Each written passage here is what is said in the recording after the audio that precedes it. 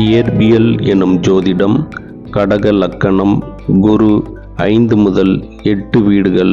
பலன்கள். 5ஆம் வீடு விருச்சகம். குரு நட்பு வீடு.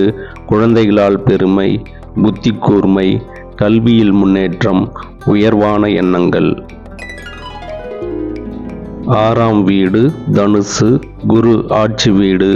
சவால், போட்டி, எதிரிகள், சேவை சார்ந்த வேலை, கடன் சுமை அதிகரிப்பு, ஆரோக்கிய குறைபாடுகள். 7ஆம் வீடு மகரம்.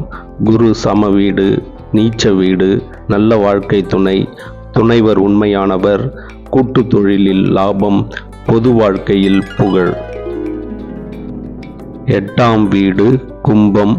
குரு சம வீடு, திடீர் செலவுகள், ரகசிய எதிரிகள், அமானுஷ்யம், ஜோதிடம், ஈர்ப்பு, ஆரோக்கிய குறைபாடுகள்.